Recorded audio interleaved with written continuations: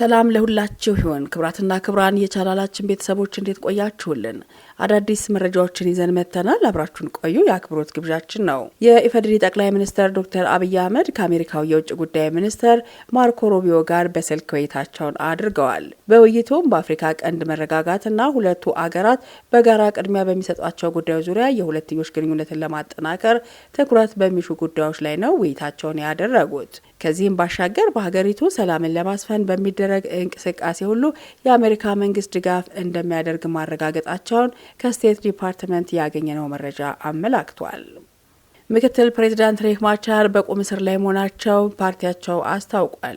የብሪታንያና የአሜሪካ ኤምባሲዎች የዲፕሎማቲክ ሰራተኞቻቸውን ቁጥር እየቀነሱ ሲሆን ዜጎቻቸው ሀገሪቱን ለቀው እንዲወጡም አሳስበዋል።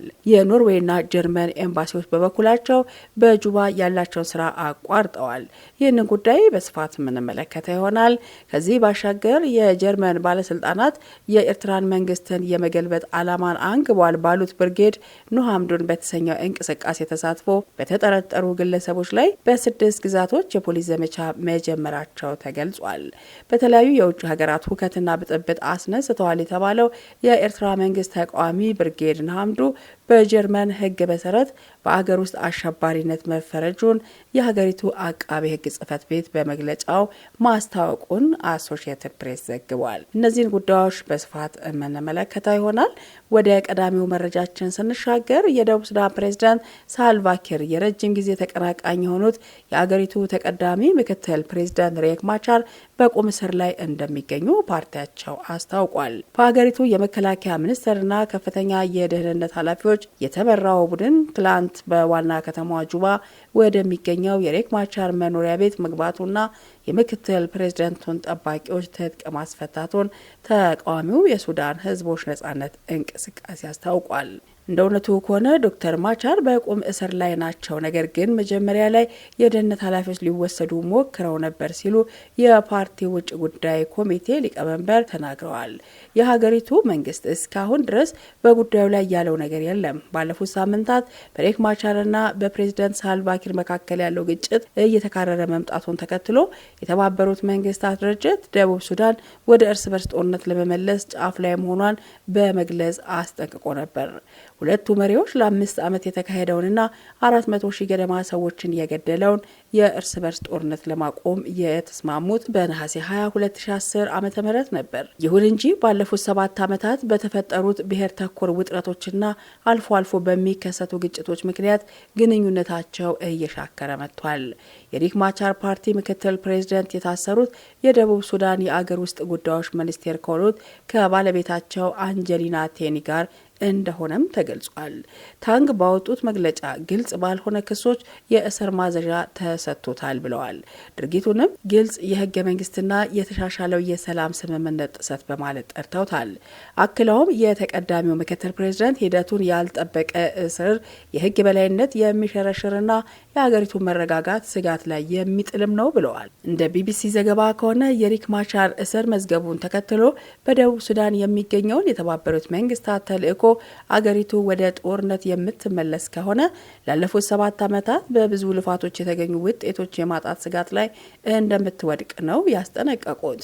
ተልእኮው ረቡዕ ባወጣው መግለጫ ዛሬ ምሽት የአገሪቱ አመራሮች ወደ ሰፊ ግጭት ለመመለስና ጫፍ ላይ መሆናቸውንም ጠቁሟል። የ2010 ስምምነት መጣስ ደቡብ ሱዳንን ማውደም ብቻ ሳይሆን ቀጠናው ላይም ተጽዕኖ ያመጣል ሲልም አክሏል። የብሪታንያና አሜሪካ ኤምባሲዎች የዲፕሎማቲክ ሰራተኞቻቸውን ቁጥር እየቀነሱ ሲሆን ዜጎቻቸው አገሪቱን ለቀው እንዲወጡም አሳስበዋል። የኖርዌይና ጀርመን ኤምባሲዎች በበኩላቸው በጁባ ያላቸውን ስራ አቋርጠዋል። በሀገሪቱ ውጥረት እየተባባሰው በነዳጅ ሀብት በበለጸገው የላይኛው ናይል ግዛት በምትገኘው ሰሜናዊ ከተማ ናስር ለሁለቱ ተቀናቃኝ ፖለቲከኞች ታማኝ የሆኑ ኃይሎች ግጭት ውስጥ መግባታቸውን ተከትሎ ነው። ወደ ቀጣዩ መረጃ ስንሻገር ጀርመን የኤርትራ መንግስትን ለመገልበጥ አሲሯል ያለችውን የብርጌድ ኑሃምዱን ቡድን በአገር ውስጥ አሸባሪነት ፈርጃለች። የጀርመን ባለስልጣናት የኤርትራ መንግስትን የመገልበጥ ዓላማን አንግበዋል ባሉት ብርጌድ ኑሃምዱ በተሰኘው እንቅስቃሴ ተሳትፎ በተጠረጠሩ ግለሰቦች ላይ በ6 ግዛቶች የፖሊስ ዘመቻ መጀመሩ ተገልጿል። በተለያዩ የውጭ ሀገራት ወከትና ብጥብጥ አስነስተዋል የተባሉ የኤርትራ መንግስት ተቃዋሚው ብርጌድ ንሓመዱ በጀርመን ሕግ መሰረት በአገር ውስጥ አሸባሪነት መፈረጁን የሀገሪቱ አቃቤ ሕግ ጽሕፈት ቤት በመግለጫው ማስታወቁን አሶሺየትድ ፕሬስ ዘግቧል። ቢያንስ ባለፉት 3 ዓመታት በጀርመን በሚገኘው የብርጌድ ንሓመዱ ቅርንጫፍ ከፍተኛ ኃላፊነት ቦታ አላቸው የተባሉ 17 ተጠርጣሪዎች መለየታቸውን ጽሕፈት ቤቱ አትቷል። ባለስልጣናቱ የኤርትራን መንግስት የመገልበጥ ዓላማ አንግቦ የሚንቀሳቀስ የዓለም አቀፍ ኔትወርክ መረብ አካል ነው ሲሉ በፈረጁት በዚህ ቡድን ላይ ፖሊስ በ6 ግዛቶች ወረራቸውን ማካሄዳቸውን የዜና ወኪል አስነብቧል። ከ200 በላይ የፌዴራልና የክልል ፖሊሶች በሀገሪቱ በሚገኙ 6 ግዛቶች በ19 ንብረቶች ላይ ፍተሻ አድርገዋል። ከጀርመን በተጨማሪ በዴንማርክ እንዲሁም በተመሳሳይ ወቅት ፍተሻ መካሄዱን የጀርመን የዜና ወኪል ዲፒ ዘግቧል።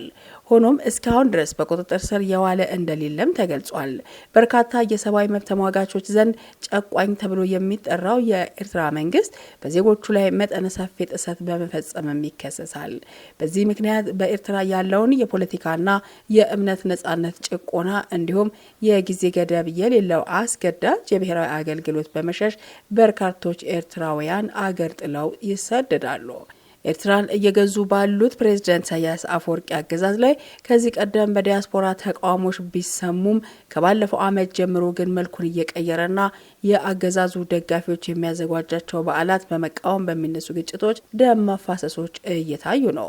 በቅርቡም የእስራኤል ፓርላማ መንግስታቸውን የሚደግፉ የኤርትራ ስደተኞችን ከአገር ለማባረር ያለመውን ረቂቅ ሕግ የመጀመሪያውን ዙር በሙሉ ድጋፍ ማሳለፉ ይታወሳል። የስዊዘርላንድ የተወካዮች ምክር ቤት የጥገኝነት ጥያቄዎችን ተቀባይነት ያላገኙ ኤርትራውያንን በሶስተኛ አገር አድጎ ወደ አፍሪካ የሚመለሱበትን ፕሮግራም አጽድቋል። ለንደንን ጨምሮ በተለያዩ ሀገራት በሚነሱ የደጋፊና ተቃዋሚዎች ግጭት የተነሳ የዩናይትድ ኪንግደም ባለስልጣናት ኤርትራውያን የሚያከብሩትን ፌስቲቫል ሰርዘዋል።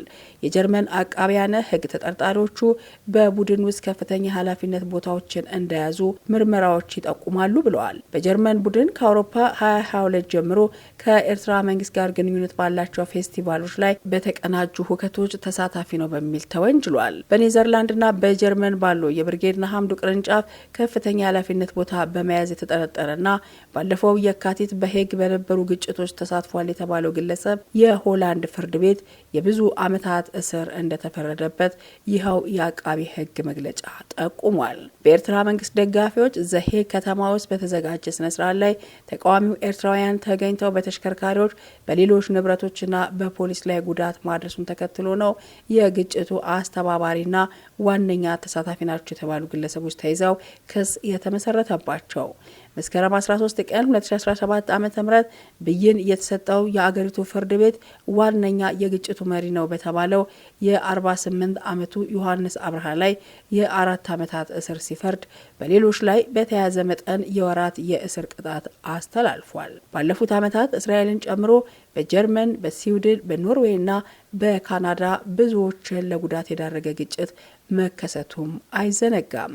ክብራትና ክብራን የቻናላችን ቤተሰቦች ለሰዓቱ የነበሩን መረጃዎች በእንዲህ መልኩ ተጠናቀቁ። ይህንን ቻናል ላይክ፣ ሰብስክራይብ ማድረጋችሁን አትዘንጉ። በያላችሁበት ሰላማችሁ ብዝት ይበልላችሁ። መልካም ጊዜ